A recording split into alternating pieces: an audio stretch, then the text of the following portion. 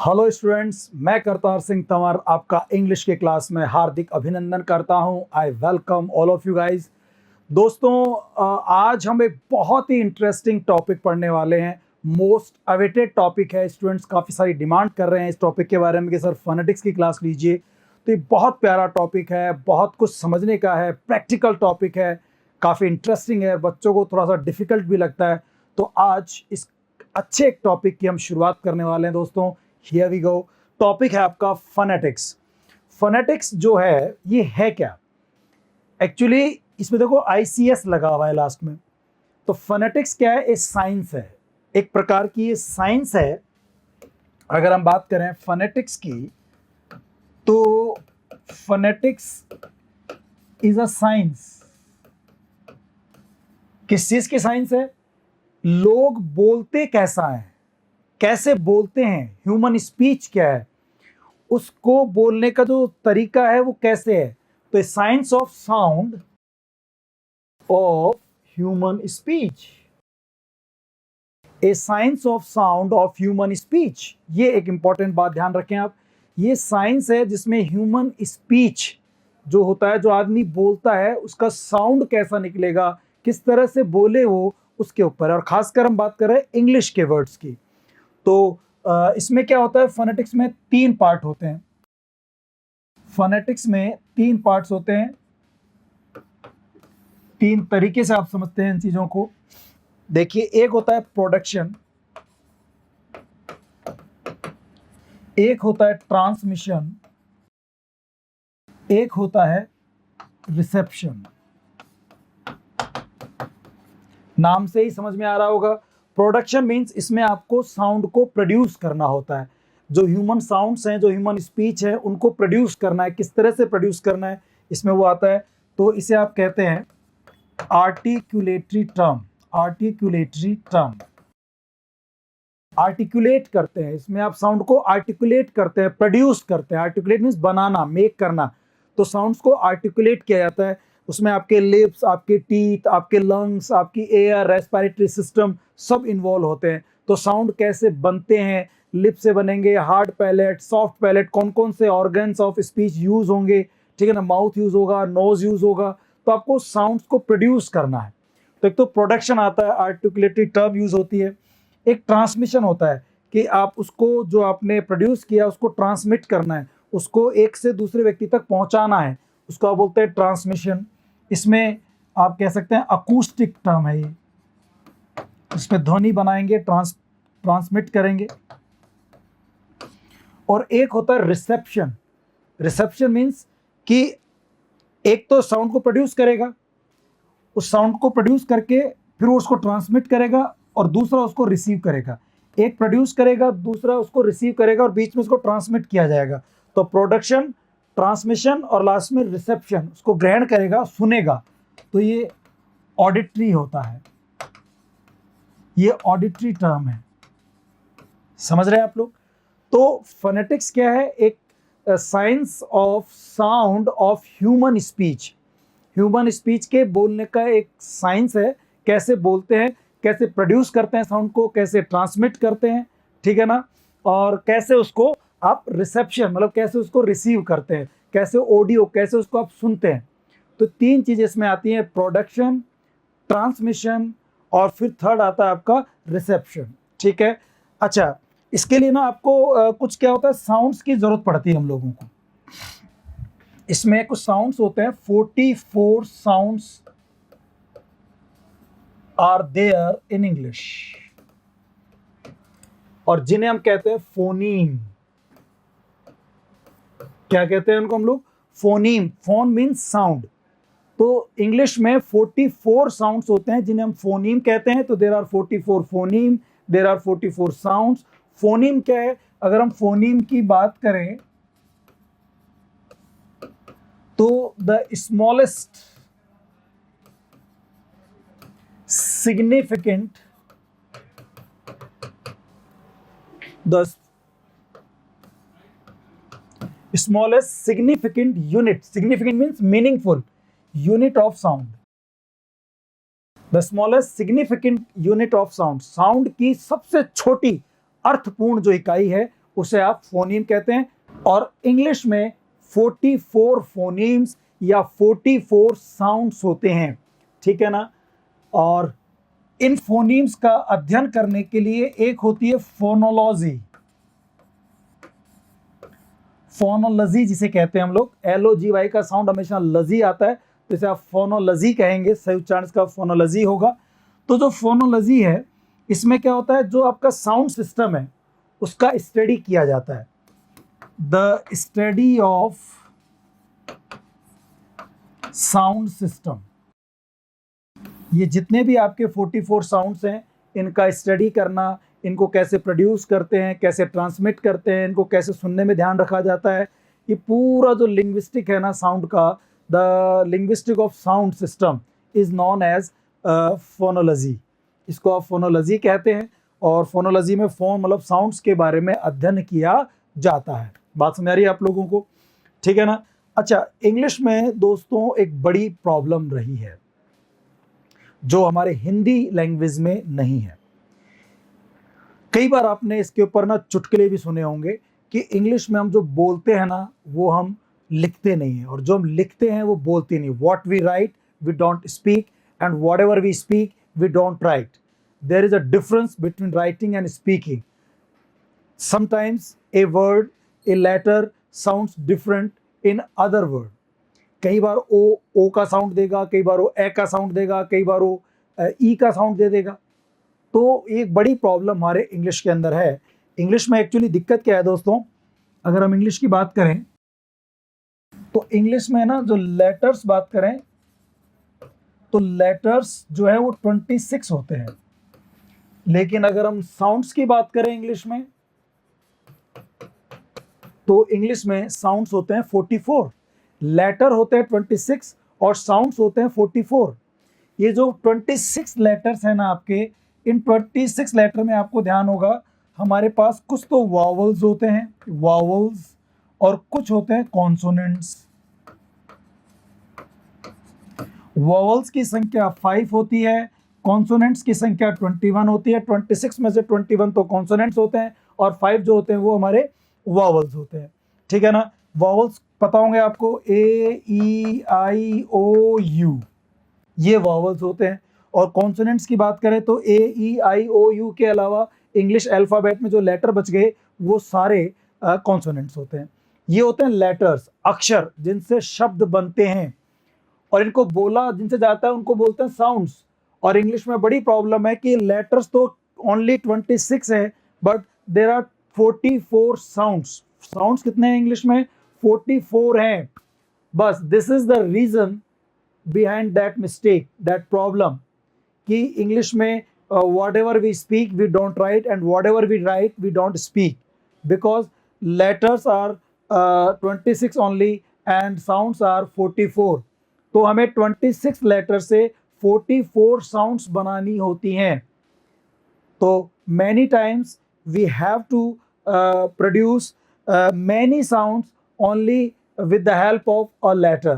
एक ही लेटर से हमें कई प्रकार के साउंड्स बनाने पड़ते हैं, क्योंकि लेटर तो कम है, साउंड्स ज़्यादा हैं। जैसे मान लीजिए एक ओ लेटर है, इस ओ से मैं आपको बताऊंगा 8 प्रकार की अलग अलग साउंड निकाल सकते हैं। आप जो है यू से 5 प्रकार की साउंड निकाल सकते हैं, और भी ज़्यादा निकाल सकते हैं। तो मैंने जो देखा है, ऑब्जर्व किया है, वो बता रहा हूँ आपको मैं। एक लेटर जो होता है कई तरह की साउंड्स निकाल लेता है। हालांकि इसमें एक उल्टा भी होता है। कई बार ये होता है कि एक साउंड, जैसे साउंड है ई साउंड की अगर हम बात करें, जिसका फोनेटिक सिंबल ये होता है, इस ई साउंड को हम लोग कई तरह के लेटर से निकाल सकते हैं। एक ही साउंड कई लेटर से निकल सकती है और एक लेटर से कई साउंड निकल सकती हैं। इसके पीछे रीजन क्या है? बिकॉज साउंड्स की संख्या हमारे इंग्लिश में अलग है और लेटर्स की संख्या हमारे इंग्लिश में अलग है। और एक बड़ी प्रॉब्लम है दोस्तों, ये ऑल ओवर वर्ल्ड इंग्लिश के अंदर। मैं आपको बताऊं कि लोगों के दुनिया में हर जगह जाएंगे ना, इंग्लिश बोलने के प्रोनाउंसिएशन अलग अलग हैं, लोगों के इंग्लिश बोलने के तरीके अलग अलग हैं। अगर आप बात करें वैसे दुनिया में, अगर इंग्लिश के बोलने के तरह से 2 भागों में बांटा जाता है बड़े तौर पे, broadly we can divide spoken English into 2 types. One is British English, जो यूके में चलती है, यूनाइटेड किंगडम में चलती है, and one is American English. फिर आप इंग्लैंड में भी चले जाएं तो वहाँ का जो यूके जिसे हम कहते हैं यूनाइटेड किंगडम, वहाँ इंग्लैंड की इंग्लिश अलग हो सकती है, स्कॉटलैंड की अलग हो सकती है, आयरलैंड की इंग्लिश का प्रोनाउंसिएशन, उनका जो एक्सेंट है जो उनका वो अलग हो सकता है। और इंग्लैंड के अंदर भी साउथ इंग्लैंड की इंग्लिश अलग मिलेगी आपको, नॉर्थ इंग्लैंड की इंग्लिश अलग मिलेगी, लंदन की इंग्लिश अलग मिलेगी, किसी दूसरे शहर की इंग्लिश अलग मिलेगी। हम बात करें इंडिया की इंग्लिश अलग है, ऑस्ट्रेलिया की इंग्लिश अलग है, साउथ अफ्रीका की इंग्लिश अलग है। अगर हम इंडिया में भी बात करें तो हमारे इंडिया में भी अगर हम देखें राजस्थान की बोलने वाले, राजस्थान के लोगों की इंग्लिश बोलने का तरीका अलग हो सकता है, उनका टोन अलग हो सकता है, उनका एक्सेंट अलग हो सकता है, उनके प्रोनाउंसिएशन अलग हो सकते हैं। ठीक है, राजस्थान से अलग आपको मिल जाएगा, पंजाब में पंजाब को अलग ही पहचान जाओगे इंग्लिश बोल रहे हैं। आप देखें साउथ जो हमारा इंडिया है, तमिलनाडु और वहाँ का जो साउथ जो भी है, हैदराबाद, उनके लोगों के बोलने के तरीके अलग हैं। आप नॉर्थ इंडिया में चले जाएंगे, जो नॉर्थ जो है अरुणाचल प्रदेश है, मेघालय है, आसाम है, उनके लोगों की बोलने का इंग्लिश तरीका ही अलग है। तो ये अलग अलग एरिया वाइज ना इंग्लिश बोलने के तरीके अलग अलग हो जाते हैं। ये बड़ी प्रॉब्लम है, खासकर इंटरनेशनल जो स्टूडेंट्स हैं विदेशों में जो रहते हैं, उनके सबका इंग्लिश बोलने का तरीका अलग अलग हो सकता है। और एक बहुत बड़ी समस्या है कि इंग्लिश का सही उच्चारण कैसे किया जाए, सही उसको बोला कैसे जाए। तो दोस्तों इसके लिए ना एक संस्था बनाई गई, IPA 1886 में एक संस्था बनाई गई जिसका फुल फॉर्म था इंटरनेशनल फोनेटिक एसोसिएशन और इंटरनेशनल फोनेटिक अल्फाबेट, दोनों इसके नाम है। इंटरनेशनल फोनेटिक अल्फाबेट भी कहते हैं, इंटरनेशनल फोनेटिक एसोसिएशन भी कहते हैं। This association was established in 1886 to solve this problem कि how to pronounce a word accurately, what is the actual pronunciation of a given word. तो इसको कैसे स्टडी किया जाए, कौन सा इसको वो डिटरमाइन किया जाए, कौन से को ये बताया जाए कि यार this is the correct pronunciation. तो इसके लिए एक एसोसिएशन बनाया गया जिसका नाम इंटरनेशनल फोनेटिक एसोसिएशन भी है, और इन्होंने एक अल्फाबेट जारी की, इन्होंने कुछ सिंबल्स बनाए, इन्होंने एक अल्फाबेट बनाई, कुछ फोनेटिक सिंबल्स बनाए जिनकी संख्या बाद में 44 डिसाइड की गई। ये जो फोनेटिक सिंबल्स थे ये एक्चुअली उच्चारण थे, कोई एक पर्टिकुलर प्रोनाउंसिएशन को ये रिप्रेजेंट करते हैं। इंग्लिश में 44 तरह की अलग अलग साउंड्स हैं और इन 44 साउंड्स के सिंबल बना दिए गए, सिंबल बनाए गए, जैसे ये ई है, ये ई है, ये ऊ है, ठीक है ना, ये ओ है, ये च है, ये ज है, ये है, ये र है। तो there are different types of symbols represent different types of sounds, और ये टोटल 44 साउंड्स है। चूंकि 44 साउंड्स हैं तो इनके 44 सिंबल्स बनाए गए, 44 साउंड्स के 44 सिंबल्स बना दिए गए। इनको आपने कहा international phonetic alphabet. International phonetic alphabet, ये 44 इसमें साउंड्स बनाए गए इस अल्फाबेट के अंदर, ठीक है ना। और मैं सारे आपको ये जो सिंबल्स हैं ये सब बताने वाला हूँ, इन सिंबल्स कैसे बनते हैं, ये किस तरह से बोले जाते हैं, कौन से पार्ट से बनते हैं, वे सब हम सब चीज़ों को स्टडी करेंगे, ठीक है ना। तो ये जो फोनेटिक सिंबल्स थे 44, इनको इंटरनेशनल फोनेटिक एसोसिएशन ने बनाए, इसको आप इंटरनेशनल फोनेटिक अल्फाबेट भी कहते हैं, ठीक है ना। इस इंटरनेशनल फोनेटिक एसोसिएशन ने एक निर्धारित किया आरपी। आरपी क्या है? Received pronunciation. Received pronunciation, RP मतलब ये बड़ा दिक्कत रही कि यार कौन से साउंड को, कौन से प्रोनाउंसिएशन को एक्यूरेट माना जाए, बिकॉज पूरे वर्ल्ड में इंग्लिश बोली जाती है, तो कौन से साउंड को सही माना जाए, इंग्लैंड के साउंड को या अमेरिका के साउंड को, भारत के साउंड को या साउथ अफ्रीका के साउंड को, कनाडा के या ऑस्ट्रेलिया के, कहाँ के साउंड को सही माना जाए, एक्यूरेट माना जाए। तो दोस्तों यू मे हैव नोन, आप सबको पता ही होगा कि इंग्लैंड जो है वो एक्चुअली इंग्लिश का वहाँ से ओरिजिन हुआ है। और इंग्लैंड में भी जो साउथ इंग्लैंड पार्ट है ना, वो वहाँ पे ना सबसे रिच लोग, हाईली एजुकेटेड लोग रहते हैं। खासकर साउथ इंग्लैंड का जो ऑक्सफोर्ड यूनिवर्सिटी वाला जो एरिया है, उसके आसपास के लोग जो इंग्लिश बोलते हैं वो कहीं ना अच्छी इंग्लिश बोलने वाले लोग हैं, सही शुद्ध इंग्लिश बोलने वाले लोग हैं, वो लर्नेड पर्सन है, वो सही उच्चारण करते हैं उन वर्ड्स का। तो ऐसा माना गया है कि यार यहाँ की जो इंग्लिश है ना, इस एरिया की, साउथ इंग्लैंड के जो ऑक्सफोर्ड यूनिवर्सिटी के आसपास जो लोग हैं, उनके जो हाईली एजुकेटेड लोग हैं, उनकी जो इंग्लिश का प्रोनाउंसिएशन है दैट इज ऑलमोस्ट करेक्ट। तो वो उन्होंने रिसीव किया, वो प्रोनाउंसिएशन इन्होंने रिसीव किया, इसलिए नाम पड़ा रिसीव्ड प्रोनाउंसिएशन, आरपी। ठीक है ना, इसको एक्सेप्ट किया गया और इसमें 44 साउंड्स बनाए गए। अच्छा, फिर एक चीज होती है, देखो ये जो एसोसिएशन है आईपीए वाला, इसने ना कुछ फोनेटिक सिंबल जो बनाए, उनकी मदद से शब्दों को लिखने का बात की गई। जो आरपी के अकॉर्डिंग, जैसा अंग्रेज बोलते हैं साउथ इंग्लैंड के लोग, वो इंग्लिश के वर्ड को कैसा बोलते हैं उसको रिसीव कर लिया गया और उसको फोनेटिक सिंबल की सहायता से लिख दिया गया। उसे फोनेटिक ट्रांसक्रिप्शन कहते हैं। ट्रांसक्रिप्शन यानी लिखना, फोनेटिक यानी साउंड को, तो इन साउंड्स को लिखना with the help of phonetic symbol.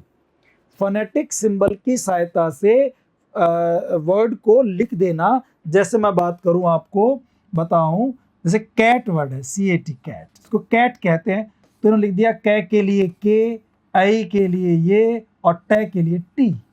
ये होता है फोनेटिक ट्रांसक्रिप्शन। कैट का फोनेटिक ट्रांसक्रिप्शन हो गए, कैट का फोनेटिक ट्रांसक्रिप्शन।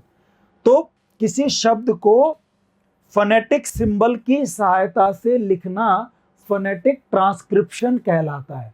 किसी भी वर्ड को फोनेटिक सिंबल की मदद से लिखना फोनेटिक ट्रांसक्रिप्शन कहलाता है। और इस फोनेटिक ट्रांसक्रिप्शन को, इसके अंदर ना आप देख रहे हैं, एक तो ये इस तरह से दो तिरछी लाइनें खींची जाती हैं। इन तिरछी लाइनों को स्लैंट्स कहा जाता है, स्लैंट्स। और ना जैसे एक तो ई ये होता है, एक ई ये होता है, तो जिसमें ये दो डॉट लगते हैं जिनको आप कोलॉन भी कहते हैं, इसको फोनेटिक की जो लैंग्वेज है इसके अंदर से कहते हैं लेंथ मार्क। ये होती है लेंथ मार्क। और कई बार ना कोई जब बड़े शब्द होते हैं, एक से ज़्यादा सिलेबल के वर्ड होते हैं जिनके एक से ज़्यादा टुकड़े हो सकते हैं, उसमें इंग्लिश में ना किसी सिलेबल पर स्ट्रेस लगाया जाता है। मतलब किसी सिलेबल को ज़्यादा जोर से, ज़्यादा खींच करके, ज़्यादा इफेक्ट डाल के बोला जाता है। तो उसके लिए ना उस सिलेबल पे जिस पे स्ट्रेस डालना है उससे पहले एक वर्टिकल बार लगा दी जाती है। इस तरह से, जैसे मैं बताऊं आपको, आपने कहा कॉन्डक्ट, तब तो यहाँ स्ट्रेस लगा, नाउन है तो। फिर आपने कहा कंडक्ट, तो यहाँ स्ट्रेस लगा दिया। ये जिस भी सिलेबल को स्ट्रेस डाल के बोलना होता है, वर्ड स्ट्रेस, वर्ड एक्सेंट डालना पड़ता है, तो उसके लिए एक बार लगाई जाती है, खड़ी बार, इसको बोलते हैं वर्टिकल बार। तो ये वर्टिकल बार होती है। ये जो दो इस तरह के ये कॉलम टाइप लगाया जाता है, इसको लेंथ बार, लेंथ मार्क कहते हैं, लेंथ मार्क। और जो दो तिरछी लाइनें होती हैं, दो तिरछी लाइनें जो होती हैं, इनको आप स्लैंट्स कहते हैं। ठीक है ना। तो फोनेटिक ट्रांसक्रिप्शन में 44 फोनेटिक सिंबल्स का ध्यान होना चाहिए, उनको फिर स्लैंट्स के बीच में लिखा जाता है। ठीक है ना। जहाँ लंबा खींचना हो कि साउंड को, तो उसमें लेंथ मार्क लगा दी जाती है। किसी पे स्ट्रेस डालना हो तो वर्टिकल बार लगा दी जाती है। तो वर्टिकल बार, ये लेंथ मार्क, और ये होता है स्लैश। इसको बोलते हैं आप वर्टिकल बार, वर्टिकल बार। ठीक है ना। तो इंग्लिश जो होती है ना, वो कहीं ना कहीं स्ट्रेस सिलेबस की, सिलेबल वाली लैंग्वेज है। स्ट्रेस सिलेबल मतलब इसमें सिलेबल पर स्ट्रेस डाला जाता है। हिंदी में स्ट्रेस नहीं होता, सब सिलेबल बराबर के होते हैं, तो वो सिलेबल वाली लैंग्वेज है। जबकि इंग्लिश की बात करें तो स्ट्रेस वाली लैंग्वेज है। इसमें ना लैंग्वेज सिलेबल के ऊपर स्ट्रेस डाला जाता है। और इंग्लिश में एक बड़ी प्रॉब्लम ये भी है, बताया आपको मैंने पहले ही, कि इसमें लिखते कुछ और है, बोलते कुछ और है। शायद इसी वजह से हमें फोनेटिक ट्रांसक्रिप्शन का सीखना पड़ता है, फोनेटिक सिंबल को सीखना पड़ता है। और ये सब चीज़ें फोनोलॉजी, फोनोलॉजी, फोनेटिक्स, है ना, ये सब आता है फोनेटिक्स में। फोनेटिक्स एक साइंस है ऑफ ह्यूमन साउंड। ठीक है दोस्तों, आई होप थोड़ा बहुत समझ में आया होगा आपको क्या है। इसको और थोड़ा सा हम लोग पीपीटी के थ्रू पढ़ते हैं, फिर मैं बहुत सारे एग्जाम्पल देता हूं कि कैसे इंग्लिश में लिखते कुछ और है और बोलते कुछ और है। देखिए आप फोनेटिक्स पे पढ़ते हैं आगे। फोनेटिक्स होता क्या है, देखिए एक डेफिनेशन आपको सामने दिख रही होगी, जो मैं बोल रहा था वो यहाँ लिखी हुई है। Phonetics is science of sound of human speech. A science of sound of human speech is known as phonetics। ये उसकी हिंदी में आ गया। ये लिंग्विस्टिक ऐसी ब्रांच है जिसमें प्रोडक्शन, जो आर्टिकुलेटरी जो टर्म है, इसमें ट्रांसमिशन होता है जिसमें अकूस्टिक टर्म हो गई, और रिसेप्शन करते हैं जिसमें ऑडिटरी टर्म हो गई। मैंने आपको बताया था इसमें तीन चीजें होती हैं। तीन चीजें कौन कौन सी होती हैं? एक तो प्रोडक्शन, एक ट्रांसमिशन और एक रिसेप्शन। इन्हीं की साइंटिफिक स्टडी की जाती है फोनेटिक्स में, और बोलने के लिए यूज होती है। फोनेटिक्स होती है स्पोकन लैंग्वेज का फॉर्म है। बोलना कैसे है उस पर काम करते हैं, आदमी को बोलना कैसे कोई भाषा को, ये लिंग्विस्टिक्स है। ये फोनेटिक्स जो होता है ह्यूमन स्पीच के साउंड का स्टडी करते हैं, उनके बारे में बताती है कि हमें कैसे साउंड को प्रोड्यूस करना है, कैसे ट्रांसमिट करना है, और कैसे उसको सुनना है, कैसे उसको रिसीव करना है। Got it? तो ये होता है फोनेटिक्स। आगे चलते हैं। फोनीम मैंने बताया था आप लोगों को, स्मॉलेस्ट सिग्निफिकेंट मतलब महत्वपूर्ण अर्थपूर्ण यूनिट होती है। The smallest significant unit of sound is known as phoneme. 44 sounds होते हैं, इन 44 साउंड्स को भी आप फोनीम्स कहते हैं। एक फोनीम जो होता है इसे मिनिमल, सबसे छोटा छोटा, जिसको आप टुकड़े नहीं कर सकते, स्मॉलेस्ट सबसे छोटा, मिनिमल, डिस्टिंक्टिव, और हर इस फोनीम की एक अलग पहचान होती है जो असर डालती है शब्दों के उच्चारण पर, सिंगुलर प्लूरल के ऊपर। तो डिस्टिंक्टिव मतलब डिस्टिंक्ट, एक अलग पहचान रखने वाला साउंड होता है। 44 साउंड्स को हम लोग फोनीम कहते हैं। फोनीम जो होता है smallest significant unit of sound होती है। हम बात करें फोनोलॉजी की, तो जो हमारे जो ये साउंड सिस्टम है उनका स्टडी करना ही वो लिंग्विस्टिक की science, the science of linguistic which study the sound system. जो साउंड सिस्टम को स्टडी करती है उसे आप फोनोलॉजी कहते हैं। कि साहब ये फोनेटिक्स क्या होता है, साउंड कैसे होते हैं, सिंबल कैसे बनते हैं, प्रोड्यूस कैसे करते हैं, इन सब का अध्ययन जो होता है फोनेटिक्स में भी होता है। इसको आप फोनोलॉजी भी कहते हैं। Phonology is defined as the study of sound patterns. Sound patterns जो है ना, ए आ ई जो भी अपने हिंदी में इंग्लिश में, उन साउंड पैटर्न्स को जो अध्ययन करता है, स्टडी करता है, उनके मीनिंग्स को अध्ययन करता है, चाहे लैंग्वेज के अंदर की बात करें चाहे लैंग्वेज के बाहर की बात करें, किसी एक पर्टिकुलर लैंग्वेज में भी और दूसरी लैंग्वेज में भी।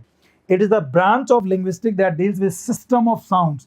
ये साउंड्स के सिस्टम को, ऊपर वाली बात आ गई, साउंड के पैटर्न्स को, साउंड के सिस्टम को स्टडी करता है, उसको डील करता है, उसके बारे में बातचीत करता है, चाहे इंक्लूडिंग और एक्सक्लूडिंग फोनेटिक्स। इसमें फोनेटिक्स हो भी सकता है, फोनेटिक्स नहीं भी हो सकता। मतलब कहीं ना कहीं फोनोलॉजी जो है वो फोनेटिक्स से बड़ी चीज़ है। मतलब फोनेटिक्स में तो केवल साउंड सिस्टम, साउंड का स्टडी आता है, ह्यूमन स्पीच साउंड का। फोनोलॉजी में इससे आगे वाली बात होती है, इसमें फोनेटिक्स हो भी सकता है और फोनेटिक्स नहीं भी हो सकता। इंक्लूडिंग और excluding phonetics with in a language और बिटवीन डिफरेंट लैंग्वेज। फोनोलॉजी एक लैंग्वेज की बात भी कर सकती है और एक लैंग्वेज का कनेक्शन दूसरी लैंग्वेज से भी कनेक्ट कर सकती है। तो ये होता है फोनोलॉजी। फोनोलॉजी में फोनीम और साउंड्स इनका स्टडी किया जाता है विद इन द लैंग्वेज और बिटवीन द लैंग्वेजेस। आगे बढ़ते हैं दोस्तों। आईपीए के बारे में बताया था। ये एक बार देखो एग्जाम में ग्रेड सेकंड में क्वेश्चन आ चुका है कि आईपीए की फुल फॉर्म क्या होती है। तो आईपीए की full form international phonetic association, IPA, और इंटरनेशनल फोनेटिक अल्फाबेट भी कह सकते हैं। अल्फाबेट क्या होता है? अल्फाबेट ध्यान रखना, एक तो इसका सिंगुलर प्लूरल अल्फाबेट ही होता है। अल्फाबेट में एस लगाकर प्लूरल बनाना गलत होता है, अल्फाबेट्स नहीं कहते। कई लोग बोलते हैं there are 26 alphabets in English. नहीं, अल्फ़ाबेट एक ही होती है। अल्फ़ाबेट क्या होती है? जो भी लेटर्स हैं, जो भी साउंड्स हैं, उनको लॉजिकल क्रम में, ऑर्डर में अरेंज करना होता है कि पहले ए आएगा, फिर बी आएगा, फिर सी आएगा। हिंदी में पहले क्या आएगा, फिर ख आएगा, फिर ग आएगा। तो इनको एक लॉजिकल ऑर्डर में जमाना, वो अल्फ़ाबेट होता है ना। फोनेटिक साउंड्स को, सिंबल्स को वो जमाए, वो तो इंटरनेशनल फोनेटिक एसोसिएशन है। और एक सिंपल इंग्लिश की अल्फ़ाबेट है ABCD लेटर्स की, तो उसमें पहले कौन सा आएगा, बाद में कौन सा आएगा, इनका एक लॉजिकल ऑर्डर होता है। उस ऑर्डर को आप अल्फ़ाबेट कहते हैं। तो इंटरनेशनल फोनेटिक जो अल्फ़ाबेट है, उसमें 44 साउंड्स दिए गए और ये बताया गया कि पर्टिकुलर इंग्लिश वर्ड को सही तरह से बोलना कैसे है, और उसी की समझ के लिए ये बनाए गए थे। और लगभग सभी जो स्टैंडर्ड जो हमारी इंग्लिश की डिक्शनरीज हैं, उन सब डिक्शनरीज में, अच्छी डिक्शनरीज में, हर शब्द के आगे उसका एक फोनेटिक ट्रांसक्रिप्शन लिखा होता है। ठीक है ना, वो IPA ने निर्धारित किया है। आप देखना, गूगल पे जाना और गूगल पे जाकर किसी भी वर्ड का आप उसका जो लिखना, उसका मीनिंग लिखना। कोई वर्ड जैसे CAT कैट मीनिंग, तो उसमें उसका मीनिंग भी आएगा, साथ में उसका प्रोनाउंसिएशन आएगा, जो स्लैंट्स में, तिरछी लाइनों में लिखा होगा। आप फिर और थोड़ा आगे जाएंगे, उसी गूगल पे देखेंगे अलग अलग तरह के रिजल्ट्स आएंगे। तो आगे जा देखें, कैम्ब्रिज की डिक्शनरी का वो दे रखा होगा, उसको आप चेक करेंगे तो उसमें एक्यूरेट सही फोनेटिक ट्रांसलेशन दिए होते हैं। आगे उसका आपको ऑक्सफोर्ड का भी मिल जाए, ठीक है, अलग अलग डिक्शनरीज का प्रोनाउंसिएशन मिल जाएगा। ये सब IPA ने निर्धारित किए हैं, और ये सारे जो सिंबल्स हैं, इनका IPA के अल्फ़ाबेट हैं, वो मदद करते हैं किसी भी वर्ड को सही बोलने के लिए इंटरनेशनल लेवल पे, कि जब आपका खुद का उसमें मदर टंग इन्फ्लुएंस ना आए और जो सही में इंग्लिश बोली जाती है वैसा आप उच्चारण कर सकें, प्रोनाउंसिएशन कर सकें। इसके लिए IPA बना, अल्फ़ाबेट बनी। ये वही बता रहा है, ये जो अल्फ़ाबेट है, जो इंटरनेशनल फोनेटिक अल्फ़ाबेट, ये लॉजिकल है, ये कॉम्प्रिहेंसिव, पूर्ण है। इसका उपयोग इंग्लिश के जो नॉन नेटिव लर्नर्स हैं, जो अंग्रेज नहीं है, जो इंग्लैंड में पैदा नहीं हुए हैं, उन लोगों के जो स्पीकर्स की कन्वीनियंस के लिए इंटरनेशनल लेवल पर ये एक एसोसिएशन बनाया गया, एक अल्फ़ाबेट बनाई गई।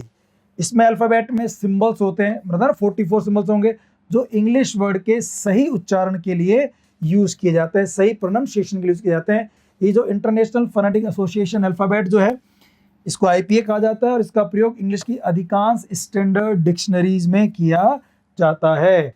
आप देखना, अच्छी जो डिक्शनरीज होती हैं, उनके हर शब्द के आगे उनका फोनेटिक ट्रांसक्रिप्शन लिखा होता है, और ये जो ट्रांसक्रिप्शन लिखा गया है, ये IPA की सहायता से ही लिखा गया है। उन्हीं का ही इसमें वो है कि भाई किसी भी वर्ड का सही प्रोनाउंसिएशन क्या होता है, उसको सिंबल के थ्रू वो इसमें फोनेटिक ट्रांसक्रिप्शन कर देते हैं। ठीक है ना, तो ये बात ध्यान रखना। आगे बढ़ते हैं। फोनेटिक ट्रांसक्रिप्शन, ये क्या होता है? टू रिप्रेजेंट और right the pronunciation of a word with the help of phonetic symbols. बताया था आपको मैंने, किसी भी शब्द का, वर्ड का प्रोनाउंसिएशन लिखना, to write the pronunciation of a word with the help of phonetic symbols. Phonetic symbols की सहायता से फोनेटिक ट्रांसक्रिप्ट, शब्द का उच्चारण, प्रोनाउंसिएशन लिखना ही फोनेटिक ट्रांसक्रिप्शन कहलाता है। मैंने कैट का लिखा था, क, आई और ट, तो वो फोनेटिक ट्रांसक्रिप्शन होता है। इसमें 3-4 चीज़ें आती हैं। एक तो एक कॉलोन आता है इस तरह से, ये तो लेंथ मार्क होता है। ये जो 2 तिरछी लाइनें होती हैं, इनको स्लैंट्स कहते हैं। फोनेटिक सिंबल्स इस स्लैंट्स के अंदर ही लिखे जाते हैं। और एक होता है ये इस तरह से बना वर्टिकल बार, इसको वर्टिकल बार कहते हैं। ये जो होती है, ये स्ट्रेस डालनी होती है, जिस लेवल पर स्ट्रेस डालना होता है उसके लिए जो होती है। इंग्लिश में होता है, हिंदी जैसी लैंग्वेज में नहीं है ये वर्टिकल बार वाला जो है कि किस पर स्ट्रेस डालना है, किस पर स्ट्रेस नहीं डालना है। हिंदी में सारे सिलेबल को एक तरह से बोला जाता है, बट इंग्लिश में आप बोलते हैं कॉन्ग्रेचुलेशन, ले पे जोर हो गया, कॉन्ग्रेचुलेशन। कंडक्ट, डक्ट पे जोर हो गया, स्ट्रेस डाल दिया, तो जहां भी स्ट्रेस डालना है वह वर्टिकल बार लगा दीजिए आप लोग। ठीक है ना, तो ये होते हैं लेंथ मार्क, ये होता है स्लैंट्स, और ये होता है इस तरह का निशान होता है ना, तो ये होता है वर्टिकल बार। तो ये तीनों चीजों का यूज करते हैं हम लोग फोनेटिक ट्रांसक्रिप्शन में। ठीक है दोस्तों, फिर देखिए, IPA ने बनाया रिसीव्ड प्रोनाउंसिएशन।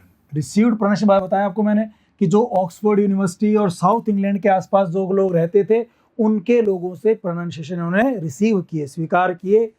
और इसमें जो है 44 साउंड्स लिए गए। ठीक है ना।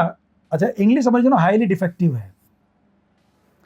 क्यों डिफेक्टिव है, मैं बता रहा था आपको।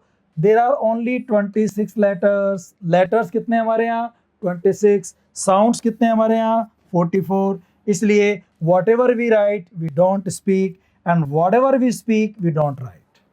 ये इंग्लिश में एक बड़ी मिस्टेक है, हाईली डिफेक्टिव है इंग्लिश।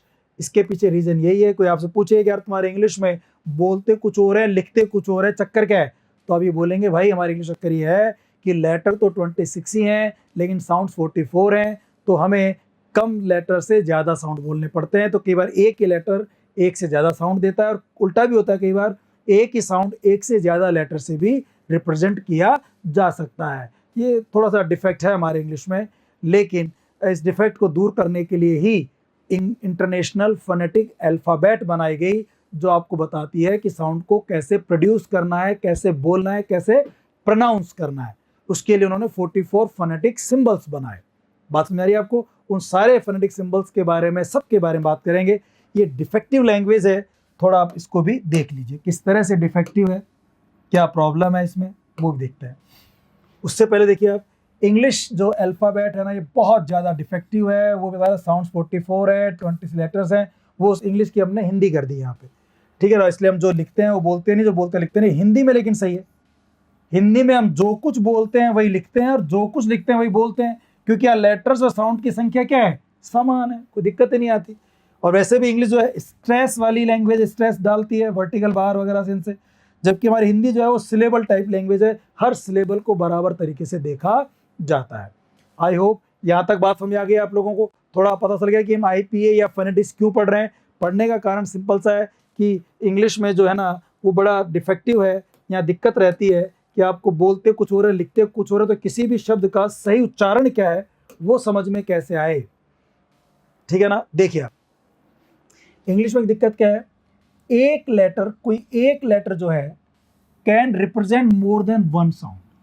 एक लेटर एक से ज्यादा साउंड को रिप्रेजेंट कर सकता है। मैं आपको एग्जांपल देता हूं यहाँ पे ओ का।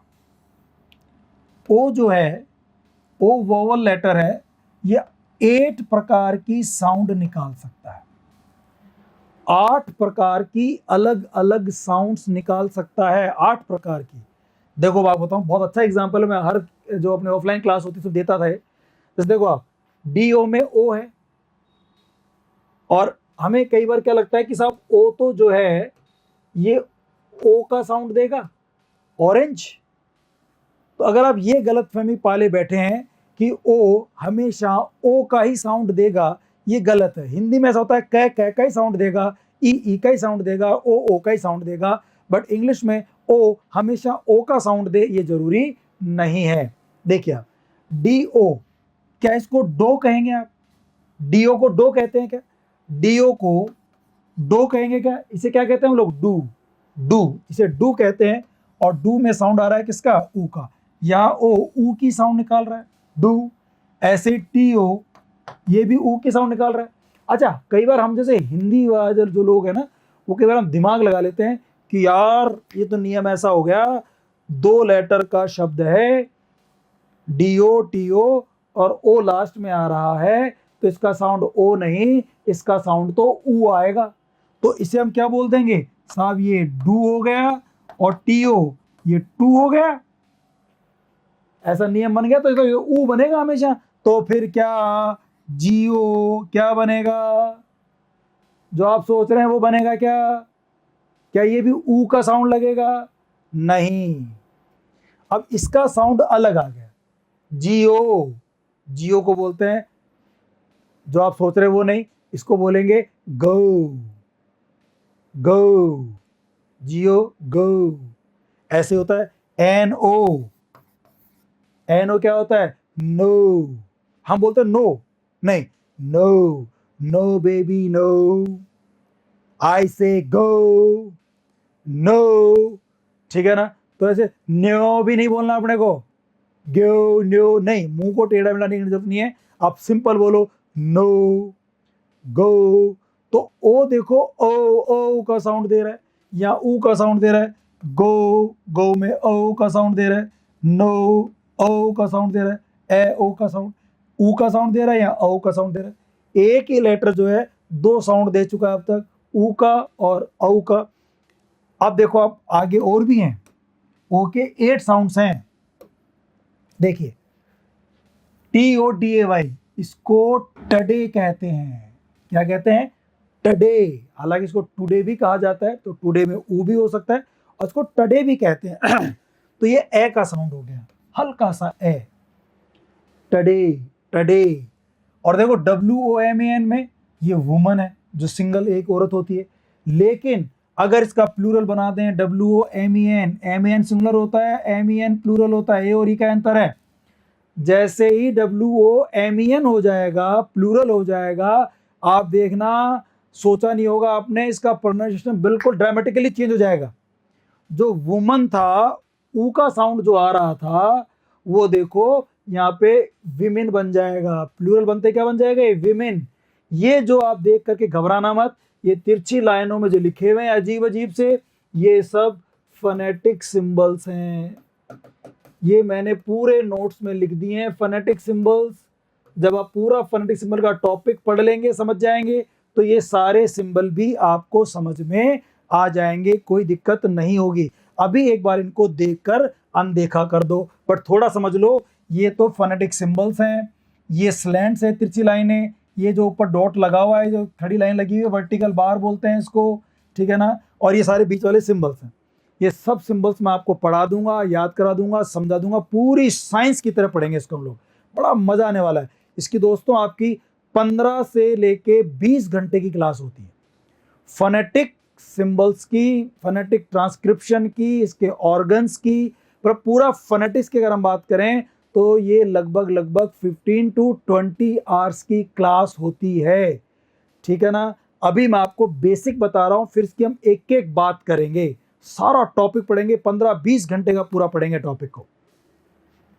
तो ये वुमन है और ये क्या है दोस्तों, विमेन है। देख रहे हैं आप, एक ही लेटर अलग अलग साउंड दे रहा है। यहाँ ओ वुमन बन रहा था, यहाँ विमेन बन रहा है। तो देखो चौथा साउंड आ गए, ऊ, गो, नो में ओ, तीसरा हो गया टडे में अ, और ये हो गया विमेन में ई। ओ ई का साउंड दे रहा है। देखो आप जिंदगी में क्या क्या दिन देखने पड़ रहे हैं अपने को, ओ से जो है वो ई बन रहा है, कभी सोचा ही नहीं था हम लोगों ने। आगे देखिए, ये सबने सुना होगा MONKEY, ये क्या होता है, मंकी। MONKEY क्या होता है, मंकी। ये ए है जो इस ए से बड़ा है, ये हल्का सा बोला जाएगा टडे, इस ए पे जोर होगा, मंकी, मंकी। इसमें सिंबल ये वाला था, इसमें सिंबल ये वाला आ रहा है, मंकी, ठीक है ना। लेकिन देखो इस मंकी शब्द में, मंकी शब्द में ओ जो है ये ए का साउंड दे रहा था। जैसे ही मैंने मंकी में एम की जगह डी कर दिया, जैसे ही एम की जगह डी कर दिया, अब आम आदमी क्या लगेगा कि ये मंकी है, तो ये डंकी हो जाएगा। लेकिन ये डंकी नहीं होता, DONKEY, ये डोंकी होता है। क्या होता है दोस्तों, ये डोंकी। इंग्लिश जो अच्छे स्कूल के जो टीचर्स हैं वो बोलते हैं, जिन्होंने पढ़ रखा है फोनेटिक्स, वो बोलते हैं you donkey, not you donkey, नहीं, यू डोंकी। तो ये डोंकी बनेगा, ये मंकी है, ये डोंकी बनेगा, ठीक है ना। तो देखो एक अलग साउंड आ गया, ये फिफ्थ हो गया। ये डोंकी में ओ का साउंड आ गया, डॉक्टर, डोंकी, ऑक्सीजन, ओ का साउंड आ रहा है। फिर देखो MORE, इसमें इसको बोलते हैं मोर, मोर, ओर।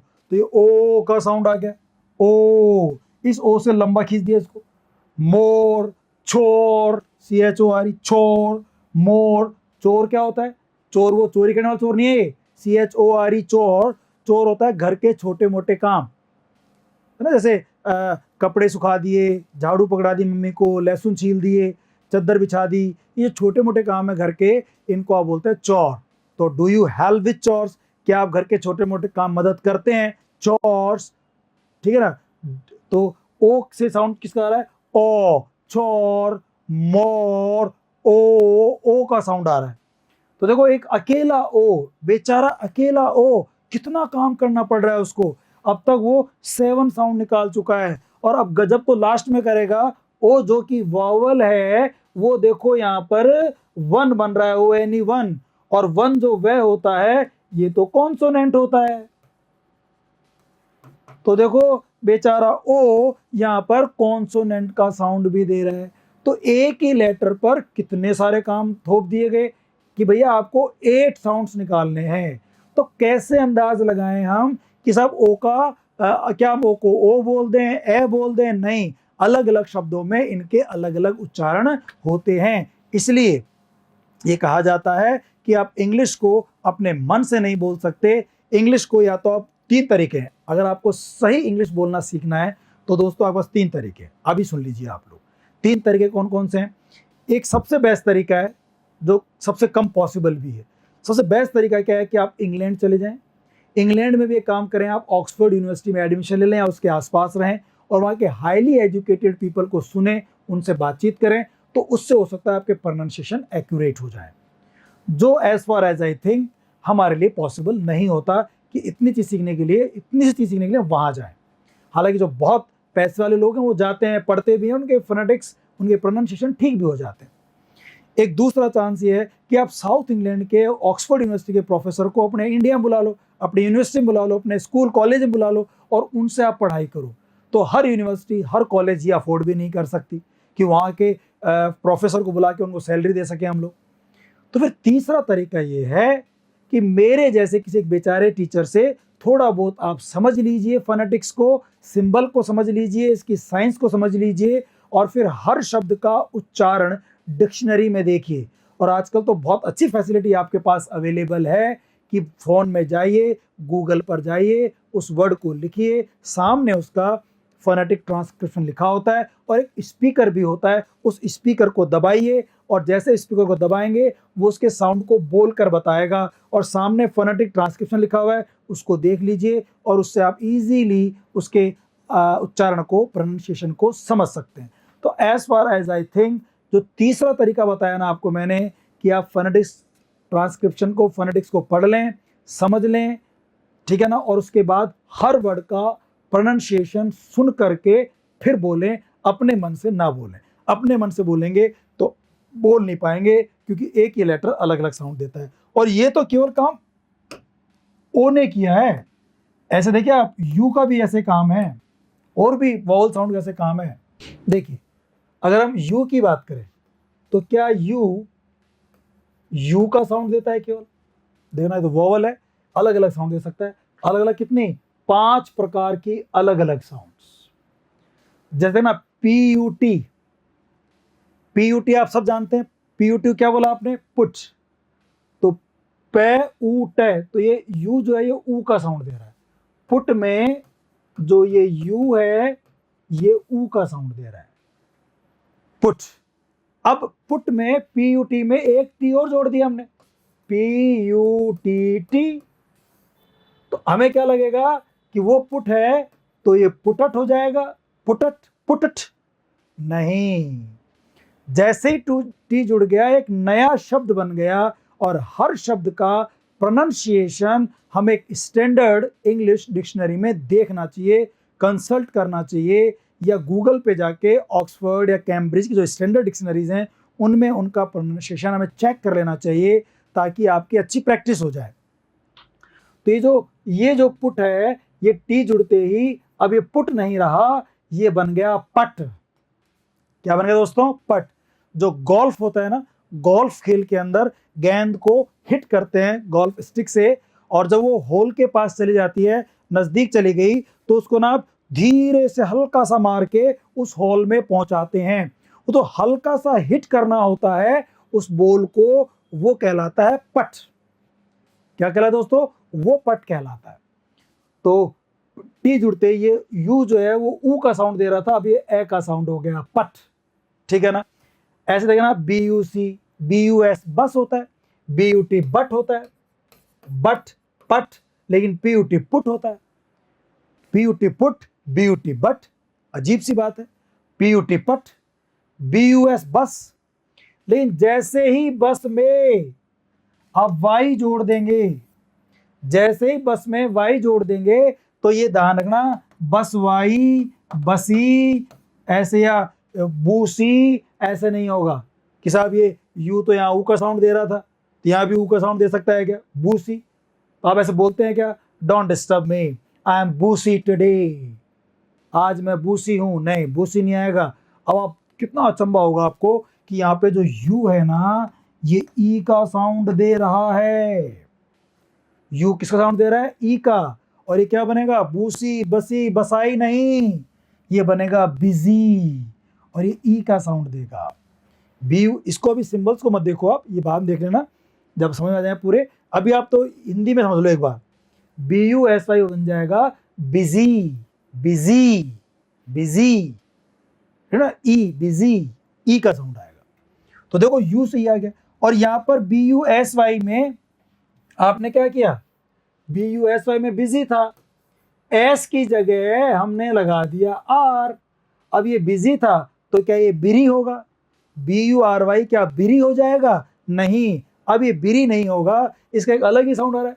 कई लोग उसको बोलते हैं bury, B U R Y bury, दफनाना, गाड़ना, जमीन में, कब्र में गाड़ना, किसी खजाने को गड्ढे में गाड़ना, तो उसको आपने ब्यूरी कर दिया, नहीं, उसको आपने बिरी कर दिया, नहीं, इसका एक अलग ही साउंड आएगा। इसको हम बोलते हैं, फोनेटिक ट्रांसलेशन का ये होता है बैरी, यानी कि ए का साउंड दे रहा है, ए का साउंड दे रहा है। देखो आप, बी यू आर वाई बैरी, बैरी यानी कि जो ए का साउंड दे रहा है। देख रहे हैं आप, हर शब्द के उच्चारण अलग अलग हो रहे हैं, उनके लेटर्स के उच्चारण अलग अलग हो रहे हैं। It depends on the word. तो आपको वर्ड को स्टडी करना जरूरी है कि उसका एक्चुअली में साउंड है क्या। वो जो साउंड है अंग्रेजों जो बोलते हैं, जो आरपी जो है, जो रिसीव्ड प्रोनाउंसिएशन है, उसके अकॉर्डिंग आपको बोलना होगा। ऐसे देखो आप, ये ए का साउंड आ गया, ई का आ गया, ए का आ गया, ऊ का आ गया। अब एम यू एस आई सी में देखें तो इसे क्या बोलते हैं हम लोग, म्यूजिक। क्या बोलेंगे इसको आप, म्यूजिक। तो म्यूजिक में जो यू है वो यू का साउंड दे रहा है, म्यूजिक। ऐसे देखना, यू एन आई टी, इसे आप बोलेंगे यूनिट। क्या बोलेंगे इसको आप, unit, U N I T, that is unit, ये यूनिट होगा। तो मेरा कहने का मतलब ये है दोस्तों कि आप लोगों को हर लेटर का एक अलग अलग प्रोनाउंसिएशन होता है, जो पता होना चाहिए किस शब्द में किस अक्षर को क्या बोलते हैं, कैसे प्रोनाउंस करते हैं। तो आपने देखा यू के यहाँ पर 5 काइंड्स ऑफ प्रोनाउंसिएशन हो गए हैं। आगे बढ़ते हैं हम लोग। ए, इसी प्रकार से ए के भी अलग अलग साउंड हो सकते हैं, 5 प्रकार के। कौन कौन से, ए जी ओ, अगो, अगो, ए का साउंड आ रहा है। सी ए आर में कार, कार, कार, आ का साउंड आ रहा है। ए का साउंड आ रहा है, आ का साउंड आ रहा है। कैट, इसमें भी ए है, पर देखो कैट में ए का साउंड आ रहा है, 3 साउंड हो गया। ए डबल एल, ये होता है ओल, मोल, खोल, ठोल, ओ का साउंड आ रहा है। ए से ओ का साउंड आ रहा है, ये 4 साउंड हो गया। ये V I double L A G E, इसमें देखो आप, ए से जो है वो ई का साउंड आएगा, माय गॉड, ए से ई का sound, yes, village, necklace, palace, इन सब में ए का साउंड ई ही तो है, तो होता है। विलेज, विलेज नहीं बोलते इसको, क्या बोला जाता है, विलेज, विलेज। तो जो ए है यहाँ पर ये ई का साउंड दे रहा है, छोटा ई का जो है ई, ई, विलेज, विलेज का साउंड दे रहा है।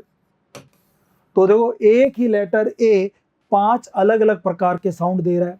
समझ में आ रहा है आपको। ये ऐसा केवल वॉवल्स में ही नहीं होता, हमारे जो कॉन्सोनेंट होते हैं ना, वो भी इस प्रकार का कार्यक्रम करते हैं, उनके साथ भी ऐसा होता है। देखिए, अच्छा पहले आई देख लो, आई का भी दे रखा है इसने। सी आई टी वाई में जो आई है वो ई का साउंड दे रहा है, सिटी। ची एच आई सी में इसको बोलते हैं शीक, शीक, लंबा जा रहा है ई का साउंड, शीक, तो ये ई का साउंड हो गया, शीक। और टी आई एन वाई बोलते हैं टाइनी, तो जो आई है ये आई का साउंड दे रहा है, आई, आई का साउंड दे रहा है, tiny. S I D, side, P I P, pipe, I का साउंड देता है ई, ई जो होता है वो आई का साउंड भी देता है, ये ई का साउंड भी देता है, और ये ई का साउंड देता है, सिटी ई, शीक ई, और टाइनी में आई। तो अकेला एक जो लेटर है ये देखो 3 प्रकार की अलग अलग साउंड दे रहा है। तो ए भी साउंड दे रहा है इस तरह अलग अलग, यू भी दे रहा है, ओ भी दे रहा है, अगर आप ई को देखेंगे तो ई भी दे देगा। हर लेटर जो होता है वो अलग अलग साउंड दे रहा है। ठीक है, ये एक बड़ी दिक्कत है, प्रॉब्लम बता दी आपको मैंने। लेटर केवल 26 हैं और कॉन्सोनेंट वो साउंड जो है 44 है। अच्छा, ये जो अलग अलग साउंड है केवल कॉन्सोनेंट वोवल देते हैं, कॉन्सोनेंट दे सकते हैं, कॉन्सोनेंट भी दे सकते हैं। जैसे सी के देखो आप 3 तरह के अलग अलग साउंड्स हैं। सी आई टी वाई में सी दे रहा है से का साउंड, सिटी। CAR में सी दे रहा है कार, तो एक का साउंड दे रहा है, कार कै का साउंड दे रहा है, ठीक है ना। CUT इसमें भी कै का साउंड दे रहा है, कट। अब CELLO आपने किसी पेन को देखा होगा जिसपे लिखा होता है चेयर पे लिखा होता है, पेन पे लिखा होता है, चेयर पे लिखा होता है CELLO, और लोग दोस्तों इसको सेलो कहते हैं। पेन पे जो लिखा होता है सेलो कंपनी हो सकती है, नाम हो उसका, बट जब ये एक म्यूजिकल इंस्ट्रूमेंट हो, CELLO एक म्यूजिकल इंस्ट्रूमेंट भी होता है, गिटार जैसा लगभग मिलता जुलता, ठीक है ना, तो वो इसको सेलो नहीं बोलते फिर अंग्रेज। यहाँ पे सी का साउंड से नहीं आता, यहाँ सी का साउंड कै नहीं आता, यहाँ सी का साउंड च आता है। Can you believe it? C का साउंड क्या आएगा यहाँ पे? च आएगा। CELLO इसको हम कहते हैं चैलो। क्या कहते हैं इसको हम लोग? Shallow. CELLO that is shallow, ठीक है ना। तो देखो एक ही साउंड जो अलग अलग दे रहा है, यहाँ पे सी सिटी, सी कार, सी चैलो, और चे का सिंबल ही होता है टी और इस तरह लहर। चैलो, चैलो क्या होता है? एक म्यूजिकल इंस्ट्रूमेंट होता है। तो आप देख रहे हैं एक ही लेटर अलग अलग साउंड दे रहा है, और ऐसा सी नहीं, ऐसा CH भी कर सकता है। देखिए आप, CH जो होता है ना, वो भी 3 प्रकार के अलग अलग साउंड दे रहा है। जैसे CHIN, यहाँ जो CH है वो चिन, च का साउंड दे रहा है। CHIN चिन, चिन जो हमारी ये होती है ना, इसको चिन बोलते हैं, चिन, CHIN। अच्छा, कई बोलते हैं CHEMIST, कई बार सुना होगा आपने, चुटकुला बना हुआ है इसके ऊपर। CH का यहाँ पे भी च का साउंड देगा क्या? कई लोग बोलते हैं मेरे पास फिजिक्स है, मैथ्स है और मेरे पास केमिस्ट्री है। नहीं दोस्तों, केमिस्ट्री नहीं होता। क्या होता है? ये केमिस्ट्री होता है, ठीक है ना। ये CH च का साउंड नहीं देगा, हमेशा CH च का साउंड देता है, कई बार वो कै का भी साउंड देता है। जैसे ये केमिस्ट होगा, कोलेरा होगा, केमिस्ट होगा, केमिस्ट्री होगा। अच्छा, तो च बन गया और कै बन गया, तो साउंड हो गए। अब देखना यहाँ पे एक बहुत अच्छी चीज है, ORCHARD और ORCHID। ORCH दोनों में है, ORCH दोनों में, देख रहे हो आप, डी लास्ट में है, डी लास्ट में, यहाँ पर आ गया AR और यहाँ पर आ गया I। इसी से देखो इस CH का प्रोनाउंसिएशन चेंज हो गया। ORCHARD ये होता है ओछर्ड, ओछर्ड।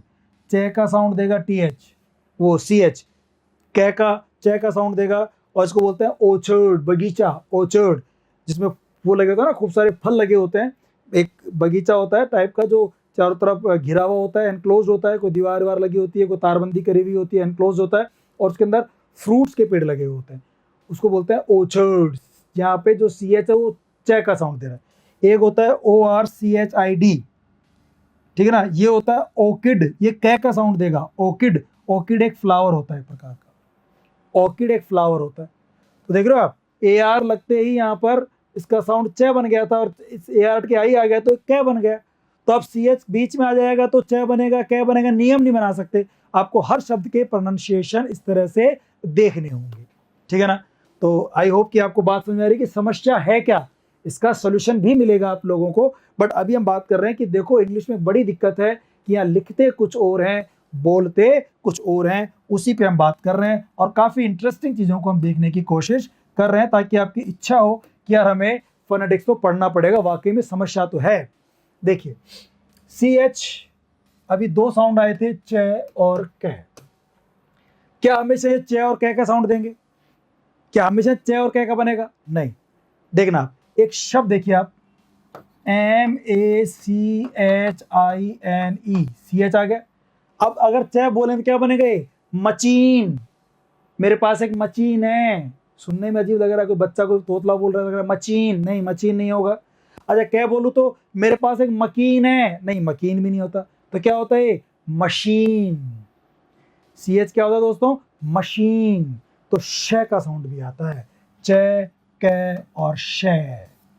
CH से 3 साउंड आते हैं। देखिए आप, CHIC थोड़ी देर पहले भी आया था, ये होता है शीक, श का साउंड दे रहा है। CRECHE, इसको कई लोग बोलते हैं क्रैच।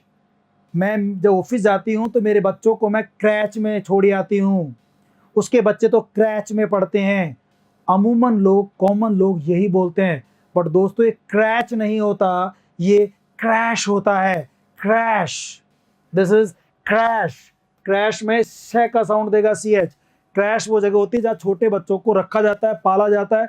जब पेरेंट्स उनके जॉब पे होते हैं तो उनके बच्चों को पालने के लिए क्रैश एक जगह होती है जहाँ कोई एक नर्स टाइप की, कोई टीचर टाइप की महिला होती है जो उनका ध्यान रखती है, खाना वाना खिला देती है, थोड़ा पढ़ा भी देती है उनको, ठीक है ना। वो क्रैश होता है जिसको हम क्रैच बोलते हैं।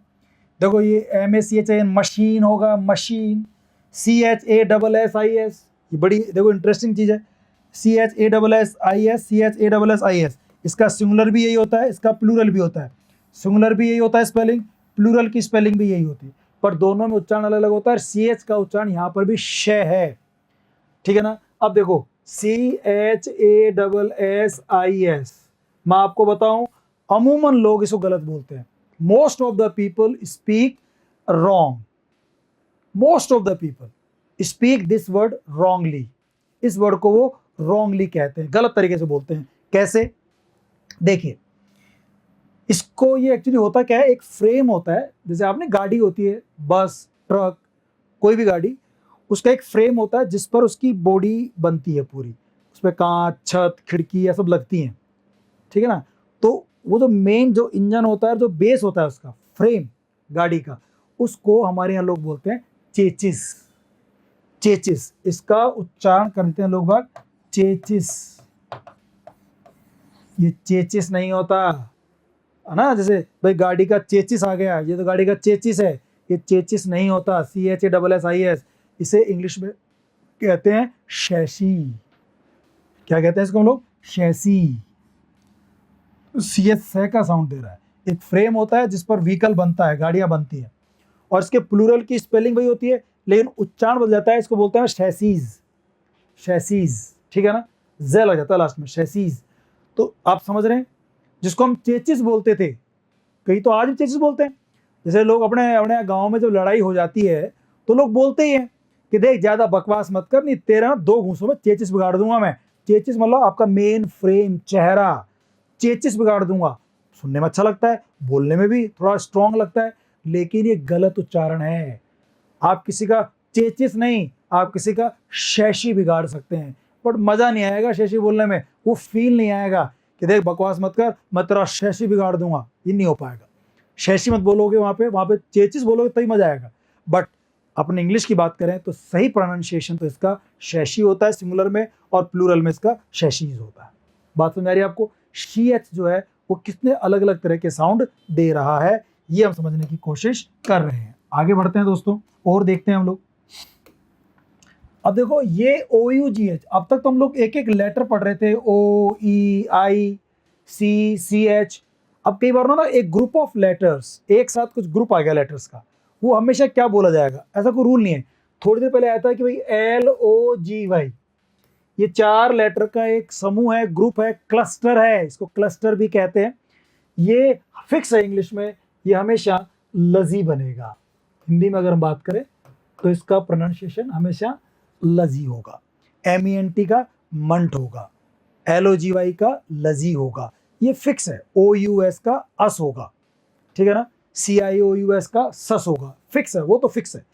लेकिन OUGH का हमेशा एक ही साउंड होगा क्या? जरूरी नहीं है। आपको बड़ा मजा आएगा, यू विल बी सरप्राइज कि OUGH एक ग्रुप ऑफ लेटर, एक क्लस्टर जो है, इसके भी 6-7 अलग अलग साउंड आ रहे हैं। देखिए आप, ये OUGH एक ग्रुप ऑफ लेटर्स है, क्लस्टर ऑफ लेटर्स है, जिसके 7 प्रकार के अलग अलग साउंड्स आ रहे हैं, जो आप जानते भी होंगे। ROUGH, इसमें OUGH को आप रफ कहेंगे, रफ, रफ। TOUGH, इसे आप टफ कहेंगे, रफ, टफ। इनफ में ENOUGH, इनफ कहेंगे। अच्छा, COUGH को क्या कहेंगे? अब हम सब इसको कफ बोलते हैं, मेरा कफ हो गया, कफ निकल रहा है, सब मेरे कफ की प्रॉब्लम है, डॉक्टर बोलता है आप कफ सिरप ले लीजिए। नहीं, ये कफ नहीं होता दोस्तों, ये क्या होता है? कॉफ। COUGH, ये बनेगा कॉफ। तो यहाँ OUGH ऑफ का साउंड दे रहा है, इन तीनों में अफ का साउंड दे रहा था, यहाँ दूसरा साउंड आ गया अब ऑफ। COUGH क्या होगा? ऑफ होगा। अच्छा अब देखो, आप नियम नहीं बन सकता, CHIC और COUGH, अगर ये वर्ड आ जाए तो HIC COUGH, तो ये हिकॉफ नहीं होगा, दिस इज हिकअप, हिकअप। तो ये OUGH जो है यहां अप का साउंड दे देगा, अप, अफ, ऑफ, अप, अलग अलग साउंड है। अभी तो और पढ़ेंगे इसके बाद। देख रहे हैं आप, एक लेटर तो अलग अलग साउंड दे ही रहा है, वोवल हो चाहे कॉन्सोनेंट हो, ग्रुप ऑफ लेटर्स भी अलग अलग साउंड दे रहे हैं। देखो आप, इसको आप क्या बोलेंगे, हिकअप, अप का साउंड दे रहा है। और देखना आप, THOUGH, इसको थप, थॉफ, थप नहीं बोलेंगे, THOUGH होगा दो, ऑल दो, यद्यपि, THOUGH, ये दो या ओ का साउंड आएगा, ओ, दो, ओ, इस तरह साउंड देगा। THROUGH, ये देगा थ्रू, THROUGH, थ्रू, में से होकर, थ्रू, तो ये ऊ का साउंड दे दिया, एक अलग ही साउंड आ गया। देखो फिफ्थ तरह का साउंड आ गया। ऐसे ना THOROUGH, आपने सुना होगा थरली, थरली, पूर्ण रूप से, कंप्लीटली। तो THOROUGH, ये अलग स्पेलिंग है, ये अलग स्पेलिंग है, ये अलग स्पेलिंग है, माइंड यू, नोटिस, ध्यान देना। इसको दो बोलेंगे, दो, इसको थ्रू बोलेंगे, और इसको थरे बोलेंगे, थरे, ये ए का साउंड आ जाएगा, थरे। और एक और देखो लास्ट में, BOUGH, यहाँ पे जो OUGH है ये अलग साउंड दे रहा है। BOUGH होता है बाऊ, आऊ, आऊ का साउंड दे रहा है। एक पेड़ की बड़ी शाखा, large branch of a tree is known as bough, literature में बहुत आता है वर्ड ये, बाऊ, आऊ, आऊ का साउंड दे रहा है। बाऊ क्या होता है, large branch of a tree. तो आप देख रहे हैं, एक क्लस्टर ऑफ लेटर्स भी 7 प्रकार की साउंड दे रहा है। और ये अकेला नहीं है, ऐसे बहुत सारे एग्जाम्पल्स मिल सकते हैं। आपने अभी एग्जाम्पल देखे क्या, कि एक लेटर या एक ग्रुप ऑफ लेटर्स अलग अलग साउंड दे रहे हैं। अभी आगे हम पढ़ते हैं कि एक साउंड ई कई अलग अलग लेटर से आ सकती है। देखिए आप, ये क्या है, एक साउंड बाय मैनी लेटर्स, एक साउंड बाय मैनी लेटर्स, एक साउंड अलग अलग लेटर से आ सकती है। जैसे एक साउंड है अपने पास ई, ई साउंड है, इंग्लिश में इसका जो फोनेटिक सिंबल है वो ये होता है। ये जो ई साउंड है ये केवल आई से आती हो या ई से आती हो ये जरूरी नहीं है। आप देखना ई साउंड कितने अलग अलग लेटर से आ सकती है। कुछ एग्जांपल दिए मैंने। ई का साउंड जो होता है ना, ई का साउंड, ये ई का जो साउंड होता है ये आई से आ सकता है। सिटी, सिटी में आई, ई का साउंड दे रहा है, ई का साउंड दे रहा है, आई से बन रहा है। ई से बन सकता है प्रीटी, PRETTY, प्रीटी, इसमें ये ई है और ई से ई का साउंड आ रहा है, प्रीटी। विलेज, ए अब पढ़ रहे थे, ए से ई का साउंड आ रहा है, विलेज। WOMEN, वेमेन, वेमेन, ओ से प्लूरल है ना, ओ से ई का साउंड आ रहा है, देखो। और थोड़े पहले पढ़ रहे थे BUSY, बिजी। अच्छा देखो, वाई से भी ई का साउंड आ रहा है, AEIOU, वाई से भी आ रहा है, ये यू भी ई का साउंड दे रहा है और ये वाई भी ई का साउंड दे रहा है, बिजी, बिजी, बिजी, ठीक है ना। तो आप देख रहे हैं एक साउंड ई 6 अलग अलग लेटर से निकल रही है। Can you believe it guys, कितना बड़ा झोल है इंग्लिश के अंदर। Reason now you must know कि इसके पीछे रीजन यही है कि भाई हमारे यहाँ लेटर्स कम है और साउंड्स ज्यादा है, इसलिए एक लेटर ज्यादा साउंड दे सकता है और एक साउंड ज्यादा लेटर से बनाई जा सकती है, जैसे कि आपने अभी एग्जांपल देखा। तो आई होप कि आपको बात समझ में आ गई होगी। अच्छा, इसके बाद देखते हैं हम लोग एक समस्या और है इंग्लिश में। एक समस्या क्या है कि कई बार ना एक ही शब्द को 2 अलग अलग उच्चारण कर दिए जाते हैं। ये भी बड़ी समस्या है। स्पेलिंग सेम, अर्थ भी सेम, मीनिंग भी सेम, उच्चारण अलग अलग, प्रोनाउंसिएशन अलग अलग। ये भी बड़ी दिक्कत है। कहीं किसी को उसको कैसे बोलते थे, कहीं कैसे बोलते थे, इसलिए उसके 1 2 3 4 4 उच्चारण हो जाते हैं कई बार। तो मैं पढ़ाने वाला हूं कि एक शब्द के 2 उच्चारण। अच्छा, कई बार ऐसा भी होता है कि एक वर्ड के 2 अलग अलग उच्चारण है लेकिन उनके अर्थ भी अलग अलग है। किसी शब्द का अर्थ बदल गया, उसका उच्चारण बदल गया। ये भी एक समस्या है। और एक तीसरी समस्या और है इंग्लिश में, भाई किसी एक अक्षर को क्या बोलते हैं क्या नहीं बोलते वो तो है ही। कई बार ये दिक्कत हो रहा है इंग्लिश में कि कुछ साउंड जो होते हैं वो साइलेंट ही हो जाते हैं, तब तो पूरा ही दिमाग खराब हो जाता है हमारा कि यार अब क्या करें, साइलेंट कैसे हो गए। हिंदी में तो जो लिखते हैं वो बोलते हैं, इंग्लिश में दिक्कत है, कई बार जो लिखा हुआ है ना उसको बोला ही नहीं जाता, चुपचाप साइलेंट कर दिया जाता है, फिर दिमाग घूम जाता है, जब साइलेंट ही करना था तो इसको लिखा क्यों। बट अब वो प्रॉब्लम है इंग्लिश की, हाईली डिफेक्टिव है प्रोनाउंसिएशन में, तो हमें एक्सेप्ट करनी पड़ेगी। बट इंग्लिश में खूबसूरतियां भी बहुत हैं, वो भी हमें देखना है साथ साथ में। और ये जो डिफिकल्टी है इसमें भी खूबसूरती है, इसका भी एक मजा है कि लोग इंजॉय करते हैं कि कोई किसको क्या बोलता है, किस तरह से बोलता है। और जो अच्छा पढ़ाकू होता है वो आईपीए का स्टडी करता है और फिर अच्छी इंग्लिश बोल के एक स्टेटस बनाता है, हाईली एजुकेटेड स्पीकर कहलाता है। तो वो भी एक अलग फन है, एक अलग मजा है। बट प्रॉब्लम तो है। तो यहाँ देख रहे हैं हम लोग क्या है, words have more than one pronunciation. कुछ शब्द ऐसे होते हो तो जिनका एक से ज्यादा प्रोनाउंसिएशन होता है, हालांकि उनके अर्थ समान ही होते हैं। जैसे OFTEN, इस OFTEN के ना दो प्रोनाउंसिएशन है, दो। कौन कौन से हैं? एक तो ना इसको हम लोग ऑफ्टन कहते हैं, ऑफ्टन मतलब इस टी का साउंड आता है, और एक में इसको ऑफन कहते हैं। ऑफ्टन भी कहते हैं और ऑफन भी कहते हैं। ऑफ्टन और ऑफन दो अलग अलग साउंड है, ठीक है ना। इसको ऑफ्टन भी कहा जाता है और ऑफन, अर्थ भी सेम है अक्सर, लेकिन अलग अलग उच्चारण है। कुछ लोग इसको ऑफ्टन कहते हैं, वो भी ठीक है, कुछ लोग इसको ऑफन कहते हैं, वो भी ठीक है। फिर देखिए आप, DECAD जो दशक होता है, पीरियड ऑफ 10 ईयर्स, इसको ना डिकेड भी कहते हैं और डेकेड भी कहते हैं। डिकेड, डेकेड, इसको डिकेड भी कहा जाता है और डेकेड भी कहा जाता है। डिकेड, डेकेड, तो दो हैं दशक के लिए। ऐसे एक होता है BELIEVE, इसको बिलीव भी कहते हैं और इसको बलीव भी कहते हैं। बिलीव, बलीव, बिहाइंड, बिहाइंड, ठीक है ना। इसको बिलीव भी कहा जाता है, इसको बलीव भी कहा जाता है, और दोनों का मतलब वही होता है, विश्वास करना। कोई अंतर नहीं अर्थ के अंदर। तो आप समझने की कोशिश कर रहे हैं दोस्तों बात, कि एक ही शब्द के कई बार इंग्लिश में दो अलग अलग उच्चारण भी होते हैं और अर्थ लेकिन सेम ही होते हैं, उस अर्थ में अंतर नहीं आता। फिर देखिए, ये जो बिहाइंड वर्ड है, इसको बिहाइंड तो हम बोलते ही थे, इसको बाइंड भी कहते हैं, कई लोग इसको बाइंड कहते हैं, और दोनों ही एक्सेप्टेड है, बिहाइंड भी और बाइंड भी।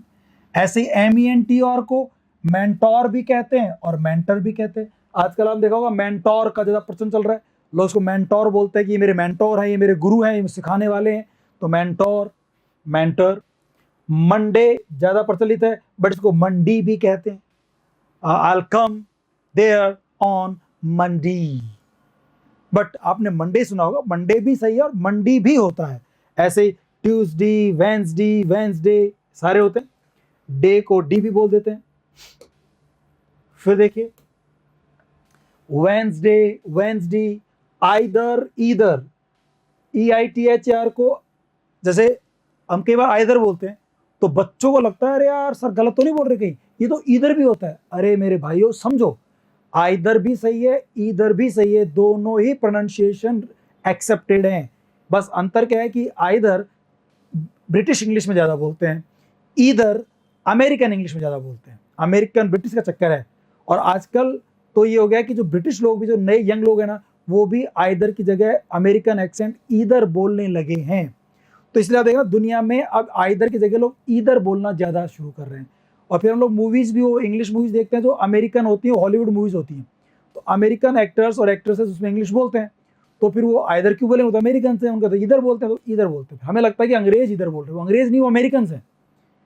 एक्चुअली ब्रिटिश जो पुराने लोग हैं वो तो इसको आइदर ही बोलते हैं, ठीक है ना, और अमेरिकन को इधर बोलते थे। बट अब जो है वो आइदर भी बोलने लगे हैं अमेरिकन लोग भी, वो ब्रिटिश लोग भी, और ईदर भी बोलने लगे हैं। ब्रिटिश आइदर ज्यादा बोलते हैं, ईदर कम बोलते हैं।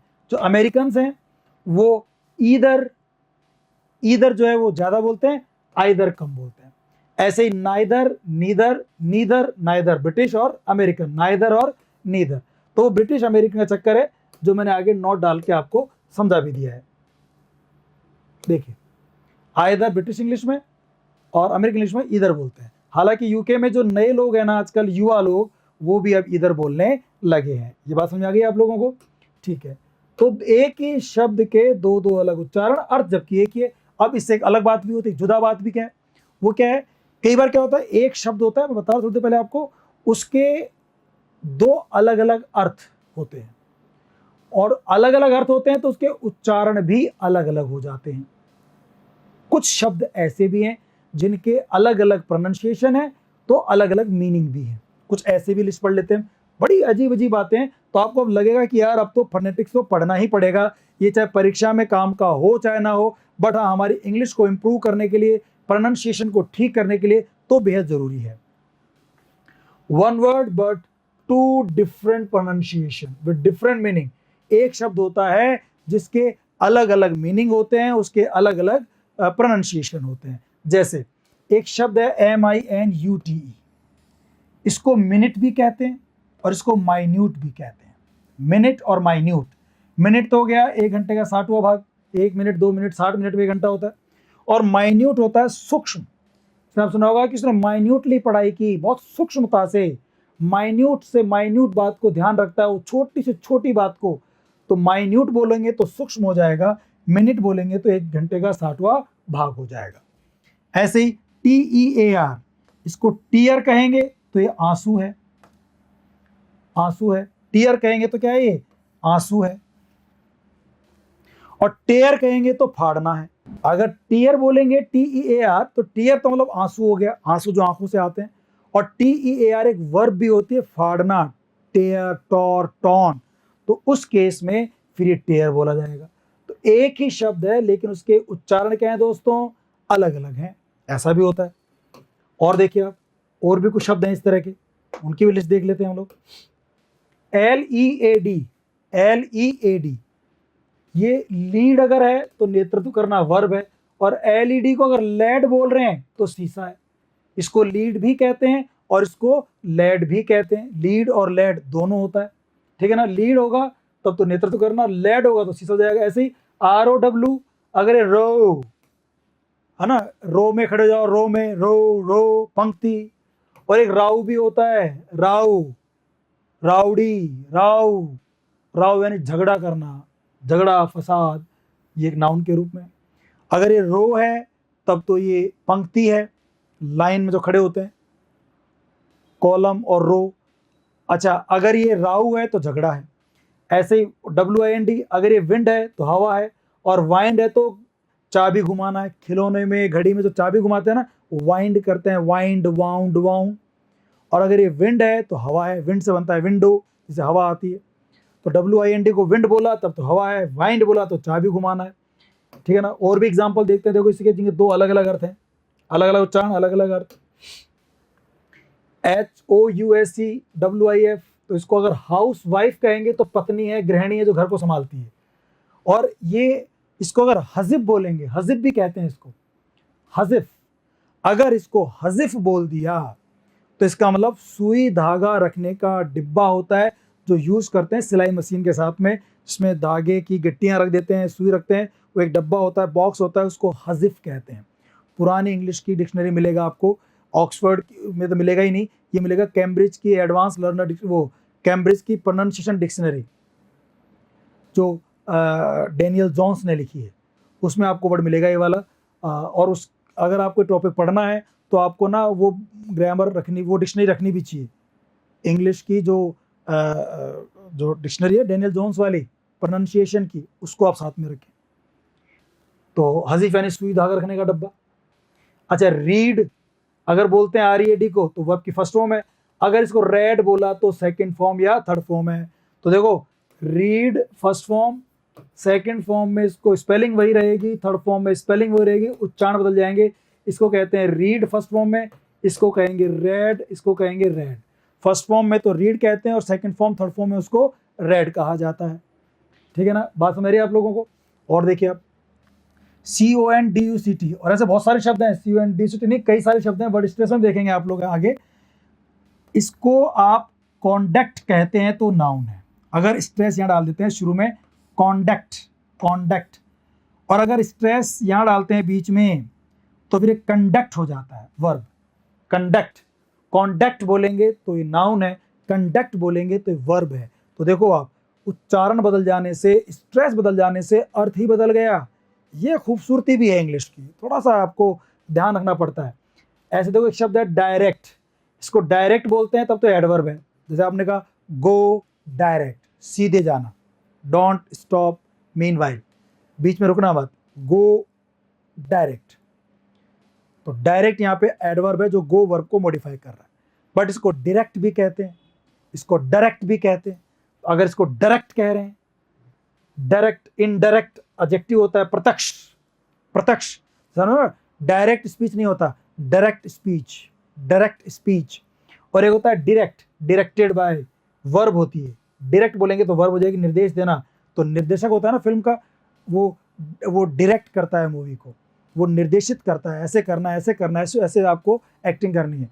तो ये डायरेक्ट भी होता है, ये डायरेक्ट होगा तो एडवर्ब होगा, ये डायरेक्ट होता है तब ये एडजेक्टिव होगा, और डायरेक्ट है तो ये वर्ब होगा।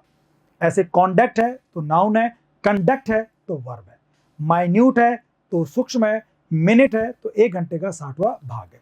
तो एक शब्द के अलग अलग प्रोनाउंसिएशन हो जाते हैं तो उनके अलग अलग अर्थ भी हो सकते हैं, ऐसा भी इंग्लिश में होता है। और इसके अलावा कुछ हम लोग और इंटरेस्टिंग बातें, कुछ फनी चीज देखते हैं हम लोग। कुछ ऐसे शब्द भी हैं जिनमें साइलेंट ही हो जाता है। सम इंटरेस्टिंग एग्जाम्पल्स आप देखेंगे यार, इनको तो ये बोलना चाहिए था, बोला कुछ और जाता है, क्योंकि उसमें कुछ चीजें साइलेंट हो जाती हैं। अगर आपको ध्यान नहीं है कि कहाँ कौन सा लेटर साइलेंट हो रहा है, तो फिर आप अजीब गजीब जो है उच्चारण कर देंगे। देखना आप लोग, जैसे CUPBOARD, आम आदमी क्या लगेगा, CUP कप और BOARD बोर्ड, तो ये क्या होना चाहिए, कप बोर्ड होना चाहिए, बट होता क्या है, ये कबर्ड। क्या होता है दोस्तों, कबर्ड। CUPBOARD कबर्ड होता है, कबर्ड, अलमारी, कबर्ड। P और R यहाँ क्या होते हैं, साइलेंट होते हैं। P भी साइलेंट है, कप बोर्ड नहीं, और B भी साइलेंट है, तो कबर्ड। P साइलेंट है और R साइलेंट है, कबर्ड।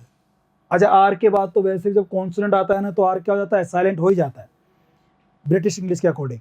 तो इसको जो कप बोर्ड ना बोल के कबर्ड, जिसमें कपड़े उपड़े रखते हैं ना हम लोग, कबर्ड होती है, सामान रखते हैं, कबर्ड। ऐसे देखना, ये INDICT ऐसा लगेगा, इसको हम इंडिक्ट बोलते हैं, इनडिक्ट। दिखने में ऐसा लग रहा है इंडिक्ट, बट ये इंडिक्ट नहीं होता है, इंडाइट होता है। अभियोग लगाना, किसी पर चार्ज लगाना, आरोप लगाना, इंडाइट। इसको देख के ऐसा लगता है जैसे विक्चुअल्स बोला जाएगा, विक्चुअल्स, VICTUALS, विक्चुअल यानी खाने पीने की सामग्री, आहार सामग्री। तो विक्चुअल्स नहीं होता, ये वीटल्स होता है, वीटल्स, खाने पीने चीजें, वीटल्स। ऐसे देखना, TWELFTH, ये बचपन से हमें सिखाया गया गलत बोलना, हम इसको बोलते थे 12th। ये 12th नहीं होता, इसमें F आता है, और इसको बोलेंगे 12th, 12th। F का साउंड आता है इसमें, 12th, फ का साउंड आएगा, 12वां। जबकि हम तो इसको शायद लिख भी गलत देते थे।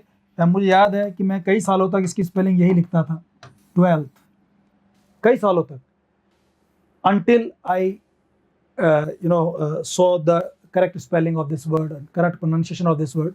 I used to write this spelling 12th, क्योंकि बोलते भी 12th थे, लिखते भी 12th थे, किसी ने टीचर ने टोका भी नहीं हमारे को। तो ये 12th नहीं होता, ये 12th होता है, इसमें F आता है। अच्छा देखो, F आता है लेकिन बोलते नहीं थे, लिखते भी गलत थे, बोलते भी गलत थे, ये होता 12th है। ऐसे कर्नल में ऐसा लगता है R आएगा, उसमें R नहीं आता। लेफ्टिनेंट को, लेफ्टिनेंट में ऐसा लग रहा है फ आएगा, बट उसमें फ नहीं आता, उसको लेफ्टिनेंट बोलते जरूर, इसमें फ नहीं आता है। तो ये बड़े अजीब अजीब से वर्ड हैं, ठीक ना। डेंगू को डेंगी कहते हैं, टॉर्टोइज, कछुए को टॉर्टस कहते हैं, लायन को लायन कहते हैं। तो बड़े अजीब अजीब बातें हैं दोस्तों, हमें नहीं पता है, हमें फोनेटिक्स सीखना पड़ेगा। मैं कुछ एग्जांपल आपको और देता हूं, देखो इंटरेस्टिंग, बड़ी अच्छी चीजें हैं। देखिए, LIETUENT, कहीं इसको आप, इसमें आपको F दिखाई दे रहा है क्या, लेकिन जो ये EUIEU है ना, ये बनेगा F, लेफ्टिनेंट, लेफ्टिनेंट। क्या बोलेंगे इसको, लेफ्टिनेंट, आर्मी का एक अधिकारी होता है। जबकि इसमें कहीं पर भी F नहीं है। 12th में F था, बोलते नहीं थे। लेफ्टिनेंट में F नहीं है, बट बोलते हैं। ये लेफ्टिनेंट होता है, हालांकि इसको अमेरिकन लोग ल्यूटिनेंट भी कहते हैं। जो अमेरिकन मूवीज अगर आप देखेंगे, हॉलीवुड मूवीज, तो हो सकता है उसको लेफ्टिनेंट को वो ल्यूटिनेंट कहते हो, कर्नल, ल्यूटिनेंट। ब्रिटिश लोग कर्नल बोलते हैं, अमेरिकन लोग कर्नल बोलते हैं, रे को बोलते हैं। जबकि रे आर होता ही नहीं स्पेलिंग में। अमेरिकन लोग इसको ल्यूटेनेंट कहते हैं, ब्रिटिश लोग इसको लेफ्टिनेंट कहते हैं, जबकि इसमें एफ नहीं होता। LIEUTENANT, इसको लेफ्टिनेंट कहते हैं ब्रिटिश लोग, ल्यूटेनेंट कहते हैं अमेरिकन, ल्यूटेनेंट। अच्छा, COLONEL, कर्नल, ये भी अधिकारी होता है, और अमेरिकन बोलते हैं तो कर्नल बोलते हैं। ऐसे देखो आप, WEDNESDY, इसमें डी साइलेंट होगा, क्या साइलेंट होगा? डी। और क्या बोलेंगे इसको? अच्छा, वेडनेसडे बोलते थे हम लोग, वेडनेसडे नहीं, क्या हो गए? डी तो साइलेंट ही हो जाएगा, और ये एस जो है वो जे का साउंड आएगा, जे। और इसको क्या बोलेंगे? वेंसडे या वेंसडी। ठीक है, ऐसे देखना आप, इसमें भी जो आर है, ये आर तो साइलेंट हो जाएगा और एस का साउंड जाएगा, तो थर्सडे नहीं बोलेंगे, थर्सडे। क्या बोलेंगे इसको? थर्सडे। ऐसे ही APRIL, इसको हम लोग जो है वो अप्रैल बोलते हैं, हिंदी के हिसाब से अप्रैल नहीं, ये क्या होगा? अप्रैल फूल या अप्रैल, दोनों प्रोनाउंसिएशन एक्सेप्टेड है। अप्रैल, ये भी सही है, अप्रैल या अप्रैल, बट हम लोग इंडिया में अप्रैल बोलते हैं। ठीक है, वो हमारा इंडियन एक एक्सेंट है, इंडियन प्रोनाउंसिएशन है, इसलिए तो IPA बनाया गया 1886 में, कि अलग अलग देश के लोग इसको अलग अलग उच्चारित करते हैं, तो सही उच्चारण क्या है वो पता होना चाहिए। तो इसका सही उच्चारण जो है वो है अप्रैल है या अप्रैल है, ठीक है ना। जनवरी होता है जनवरी नहीं, फरवरी होता है फरवरी नहीं, मई नहीं होता मई होता है इंग्लिश में, ठीक है ना। अक्टूबर होता है अक्टूबर नहीं होता। कई गलतियां करते हैं हम लोग, तो हमें चीज़ें सीखनी चाहिए, एज ए टीचर खासकर, एज ए गुड स्टूडेंट सीखना चाहिए। और देखिए DENGUE, इसे क्या कहेंगे आप लोग? इसको पूरी दुनिया जहान डेंगू बोलती है, डेंगू, लेकिन ये होता क्या है? डेंगी। क्या दोस्तों? डेंगी। ये बड़ी की मात्रा तो नहीं आएगी, छोटी मात्रा लगा देंगे, डेंगी। कुछ दिनों पहले KBC जो कॉर्नब्रेड करोड़पति था, उसमें भी अमिताभ बच्चन ने कहा कि भाई ये जो बीमारी है ये डेंगू से होती है, नहीं, उसने बोला डेंगी से होती है या एनाफिलिस से होती है, उसने डेंगी बोला। तो मेरे एक स्टूडेंट, जब मैं पढ़ा रहा था फनेटिक्स, तो बताया डेंगी, तो उसने कहा यस सर, हमने भी सुना है, टीवी में अमिताभ बच्चन ने इसको डेंगी कहा था। तो जब थोड़ा आप अच्छे से पढ़ेंगे, अच्छे लोगों में बैठेंगे, बातचीत करेंगे, अच्छे लोगों को सुनेंगे, इंग्लिश मूवीज में सुनेंगे ध्यान से, तो आपको इनके सही प्रोनाउंसिएशन पता चलेंगे। थोड़ा प्रैक्टिस तो करना पड़ेगा आप लोगों को। This is not dengue, this is dinghy. अब बड़ा अजीब लग रहा होगा सुन के, यार दुनिया डेंगू बोलती है, सब डेंगी बता रहे हैं, बट इसका उच्चारण डेंगी ही होता है, मोबाइल में चेक भी कर लेना। ऐसे ERA, इसको एरा ऐसे बोलते हैं लोग, नहीं, ईयरा होता है, ईयरा, युग, ईयरा। तो देखो ई का साउंड ये अलग ही है, एरा, ये उस एरा की बात है, उस एरा की नहीं, इसको ईयरा कहेंगे, युग, ईयरा। अब ये देखो, इसको प्लम्बर नहीं कहते, ये जो बी होता है ना इसमें, ये साइलेंट हो जाता है, इसको बोलते हैं प्लमर। क्या बोलते हैं इसको? प्लम्बर नहीं, प्लमर। तो ये बड़े इंटरेस्टिंग बातें, शब्द आपको पता होना चाहिए, आप उनको याद करें, अपने दोस्तों से पूछें, मजे करें, इंटरेस्ट लें, अरे खेल सा खेलें कि बता इसको क्या बोलते हैं, तो ना आपको चीज़ें अच्छी तरह से याद हो जाएंगी। ऐसे देखना, SUITE, अब एक तो होता है SUIT और एक ही है SUITE। एक आपने सुना होगा ये वर्ड भी होता है। तो SUIT तो होता है सूट यानी किसी के लिए उपयुक्त होना, या कपड़ा जिसके पैंट और शर्ट का कपड़ा सेम हो, उसको आप सूट कहते हैं। सूट यानी जचना फबना भी होता है, ये आप कपड़े सूट करते हैं नहीं करते हैं।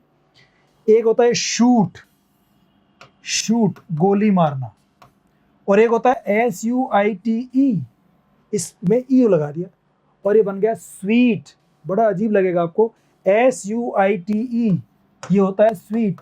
किसी भी होटल में जाएंगे तो वहाँ का सबसे अच्छे कमरे, सबसे अच्छी जो जगह होती है ना, जो रूम्स जो किराए पे जाते हैं, उनको बोलते हैं स्वीट रूम्स।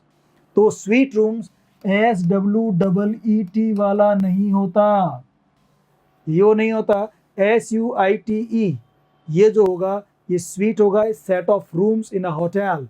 किसी होटल में, रिजॉर्ट में जो अच्छे रूम का जो सेट होता है उसे आप स्वीट रूम्स कहते हैं, ठीक है ना।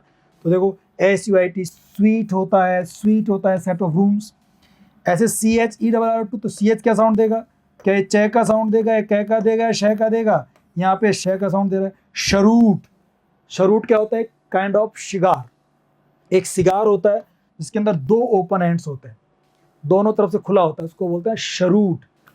तो आपने ये देखा आज की इस क्लास से कि बहुत सारे ऐसे इंग्लिश में प्रॉब्लम्स हैं बोलने में, और उसका रीज़न भी आपको पता चल गया कि भाई यहाँ पे साउंड्स जो हैं वो ज़्यादा हैं और लेटर्स जो हैं वो कम हैं, और उसका इलाज किया गया 1886 में IPA बना करके। उसने एक अल्फ़ाबेट की एक लिस्ट बनाई, इंटरनेशनल फोनेटिक अल्फ़ाबेट, और उसने बताया कि भाई बाहर के लोगों को इंग्लिश बोलनी कैसे है, उसके लिए आप इन सिंबल्स का, इन साउंड्स का ध्यान रखें। उन्होंने रिसीव्ड प्रोनाउंसिएशन जो है वो निकाले ऑक्सफोर्ड यूनिवर्सिटी के आसपास के लोगों को, इंग्लैंड साउथ इंडियन के लोग थे वहाँ से, और फिर एक फोनोलॉजी बनाई गई, एक फोनेटिक्स, एक साइंस बनाई गई, एक लैंग्वेज बनाई गई, और उसको पढ़ करके आप ये जो समस्या हमारी आ रही है कि किसको कैसे बोलें, वो समस्या को दूर कर सकते हैं। ठीक है दोस्तों, तो हमारा जो है नेक्स्ट क्लास में हम जो पढ़ेंगे कि ये फोनेटिक्स है क्या, कैसे पढ़ना है इसको। अब तक तो हमने पढ़ लिया कि समस्या क्या है, नेक्स्ट क्लास में हम बात करेंगे कि भाई वो जो आप बात कर रहे हैं फोनेटिक्स की, जो सिंबल्स की, वो सिंबल्स कौन से हैं, कैसे बोलेंगे, कौन कौन से ऑर्गन से बोलेंगे, उन सिंबल्स के कैसे कैसे डिवाइडेशन किए गए हैं, ठीक है ना, वो सब एडवांस बातें हम लोग नेक्स्ट क्लास शुरू करते हैं। Bye bye guys, see you in the next class, bye bye, चाओ।